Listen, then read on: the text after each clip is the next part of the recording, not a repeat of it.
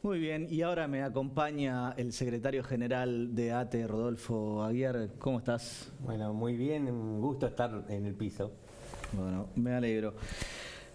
Eh, a ver, ¿alcanza con que haya salido ganancias, bueno, que la reincorporación, ¿no?, de ganancias para los trabajadores, o la ley ómnibus los sigue perjudicando en gran medida? Nosotros creemos que los diputados no pueden votar este mamarracho. Si lo hacen, van a tener que probar que no existieron sobornos. Acá se invierte la carga de la prueba. Esta ley, que volvemos a la Banelco. Esta ley es invotable a partir que tiene un sesgo absolutamente antidemocrático, que está teñido todo el proceso, marcado por graves irregularidades que tienen que ser investigadas. Un dictamen reescrito o firmado en blanco, violentando no solo el reglamento interno del Congreso, que dice que cualquier dictamen o ley o proyecto tiene que ser tratado en el recinto, sino también vulnerando todas las leyes y la Constitución nacional. Yo tengo la sensación que los llamaron coimeros desde la presidencia para bajarles el precio y ahora los están comprando a valor de oferta. Es una ley que sin lugar a dudas nos pone frente a la posibilidad de que desaparezcan todos nuestros derechos. No existe una sola medida en favor, si uno lee todo el articulado, no existe un solo enunciado que sea para beneficiar a los trabajadores, a los jubilados, a los sectores populares, menos aún a la clase media. Tiene que ser rechazada. Sí, bueno, creo que ha sido, si se quiere, de distintas maneras, el meme más visto en redes sociales, ¿no? Que al final la casta éramos todos. Bueno, sin lugar a dudas, usted refiere, yo creo que ya Milei no está en condiciones de convocar un plebiscito, como decía. Hay consultoras razonables que están dando cuenta que la tolerancia al nuevo gobierno cae de manera acelerada, que ya un 52%, es decir, más de la mitad de los argentinos dice que el gobierno no va en la dirección correcta, que además el 80% de los argentinos rechaza la ley ómnibus y este DNU, la sentencia de la Cámara de Apelaciones del Trabajo, declarando la inconstitucionalidad del capítulo laboral. Bueno, frustra los intentos de un presidente que quería gobernar al margen de la ley. ¿Significa ese fallo de la Cámara también un golpe fuerte para Sturzenegger, para todos los estudios jurídicos de los grandes empresarios de la Argentina que habían escrito esa norma, que querían arrasar con todos nuestros derechos para poder explotarnos y luego ampliar sus multimillonarias ganancias? Yo quiero terminar con un mito. Plata hay en la Argentina. No nos ponemos la camiseta de que no hay plata. Plata hay que ver quién la tiene. Si uno analiza los balances de las grandes empresas, Techin informó en los primeros 6 meses del 23 ganancias por 966.000 millones de pesos. En el mismo periodo, el año pasado, por 299.000 millones. Es decir, un incremento de un 232% cuando la inflación en ese periodo fue la mitad. Son los únicos que le ganan a la inflación. Son los únicos que ganan con la crisis en este país. Sí. Si bien, bueno, hay varias cosas que salieron del proyecto de ley y, bueno, en principio otras más que no alcanzarían a la mayoría cuando se haga el tratamiento en particular. Si se mantienen, digamos, los superpoderes, como se ha dicho en algún momento, pero en definitiva la suma del poder público por un año en manos de Milei, nada le impediría, digamos, sacar un DNU y todo lo que no salió en la ley ómnibus, ponerlo de vuelta. Exactamente. Nosotros sostenemos que no se pueden otorgar poderes especiales, delegar facultades a este presidente. En principio, porque sabemos que no lo quiere para nada bueno, no lo quiere para hacer el bien. Yo cuando él habla de las fuerzas, apela mucho a las fuerzas del cielo. Bueno, en nuestro sindicato, también en el país, suele haber muchas compañeras y compañeros que adhieren a distintas iglesias, y me llama un secretario general de una seccional, creo que de la provincia de Chubut, y me dice, Dios siempre quiere cosas buenas para nosotros. Este gaucho no es de Dios. Me quedó grabado. Es decir, los poderes no los quiere para hacer nada bien. Nosotros referimos que se los quiere, por supuesto, para tener más flexibilidad y tomar más deuda, para traspasar el Fondo de Garantía de Sustentabilidad del ANSES al Tesoro Nacional, para liquidar todas las empresas estatales. El empleo público fue blanco de ataque de este gobierno casi desde antes de asumir. Sí. Es evidente que no quieren que exista Estado, porque cuando no hay Estado, ellos saben que las que gobiernan son las corporaciones. Y por lo tanto, despiden trabajadores sin justa causa. Tenemos que dar un debate público con el gobierno, porque a veces resulta exitoso este ejecutivo comunicacionalmente.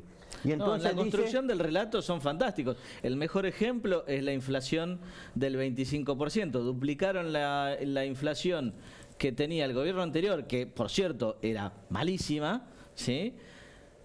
Y lo vendieron como un triunfo porque esperaban el 40%. Y mucha gente lo toma. Sin lugar a dudas, a nosotros no nos va a encontrar defendiendo el gobierno anterior.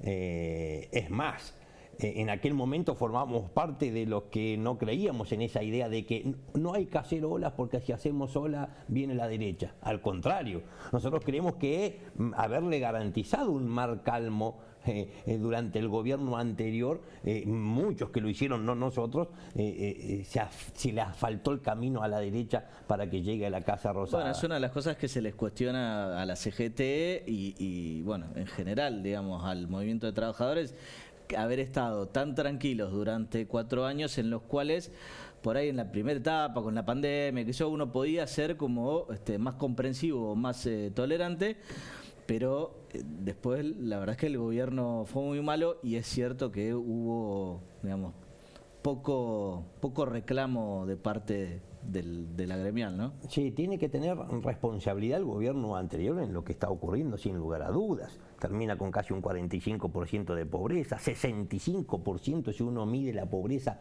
en niñas, niños y adolescentes de 0 a 14 años. La mitad del empleo no está registrado en la Argentina. Por lo tanto, serán datos que pueden inferir o explicar en mucho el resultado electoral. Ahora, no podemos permitir que este gobierno esté celebrando la inflación. Que nos diga que el 30 es un numerazo. ¿Quieren que lo juguemos a la quiniela? Porque para nosotros el 30 es una tragedia. El 70%. Y aparte porque no viene acompañado por ninguna paritaria que de alguna manera venga a paliar esta situación, ¿no? Porque la pérdida del poder adquisitivo en estos 2 meses es muy importante. Es peor aún. Mientras que salarios y jubilaciones se mantienen congelados, a las empresas de servicios y a las energéticas se les autorizan aumentos mensuales y permanentes. Sí. Eso es violencia, es inmoralidad. El 70% de las trabajadoras y los trabajadores estatales en la Argentina, si uno toma Administración Pública Nacional, todos los estados provinciales y las más de 2.200 municipalidades que hay, suma 3,5 millones. El 70% es pobre. Tiene ingresos por debajo de 495.000 pesos, que es el costo que tiene la canasta familiar. 259.000 pesos es el ingreso promedio en el Estado. Sí. Nosotros llegamos así, pero nos dicen que esta semana vuelven a aumentar los combustibles. Y todos sabemos que cuando aumentan los combustibles inmediatamente se traslada al precio de productos, bienes y servicios que comúnmente consumimos todos. Sin lugar a dudas. Claro. Mira, Rodolfo, te quiero pedir una opinión. ¿Qué opinás vos? Vos sabés que en el decreto, en el DNU, hay una parte donde se derogan las leyes que imponían sanciones, en este caso las multas por tener el trabajo no registrado, y que en el proyecto de la ley ómnibus, de la ley de ómnibus, se prevé el tratamiento, o sea que, a ver, en la práctica, la ley que se deroga es la 24013, que es la que imponía una sanción al empleador que no registrase un trabajador. Ahora, viendo que la experiencia argentina, las empresas o algunas de las empresas que no registraban, nunca llegaron, digamos, a tener un descenso en la ocupación. O sea, en todo caso aumentó la desocupación. Vos con este nuevo proyecto de DNU o con las ideas de Milei de que la eliminación de las sanciones va a hacer que aumente la ocupación de trabajadores. ¿Esto es así como lo ves vos? Porque si no cumplieron durante la vigencia de la ley 2403, que es la que imponía una sanción, ¿cómo es que ahora se va a alentar al empresariado, honesto obviamente, el que da trabajo y el que registra, a que contrate personal si no va a tener una sanción en caso de que no registre? Yo lo que veo es la realidad. Y ninguna de las medidas de Milei puede crear empleo. Estamos viendo cómo la economía se desacelera. Fue durante las últimas semanas que pasó, que los restaurantes empiezan a estar vacíos, que la temporada en el verano, los chocleros venden el 20% de lo que dicen que vendían temporadas anteriores en la playa. La pregunta que usted refiere es muy importante. Yo represento trabajadores estatales. A nosotros nos votan para representar, es decir, que nuestros empleadores son el intendente, el gobernador o el presidente. ¿Y sabe qué? Son los primeros en cometer fraude laboral. Todos. De hecho, el Estado de todos los colores es el políticos, principal empleador en negro del país. De todos los colores políticos.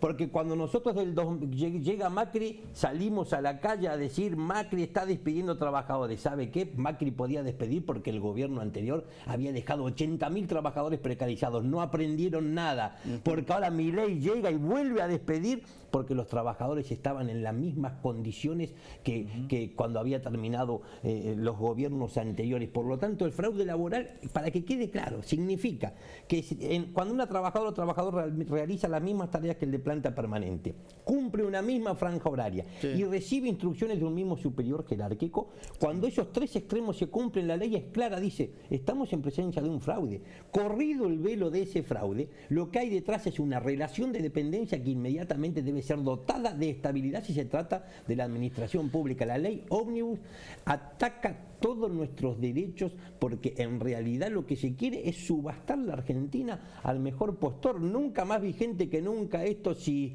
malo es el gringo que nos compra, peor es el criollo que nos vende. Nosotros estamos enfrentando hoy a los criollos que en ese Congreso nos quieren vender. Tengo una pregunta. ¿Vos no pensás que el gobierno con esas noticias o con la comunicación de, bueno, despedimos o desafectamos 600.000 trabajadores, 300.000 trabajadores, no está corriendo de foco algo que yo vengo tratando de instalar hace 2 años, que es la necesidad en la Argentina de que el salario sea un precio más y que haya un salariazo, ¿sí?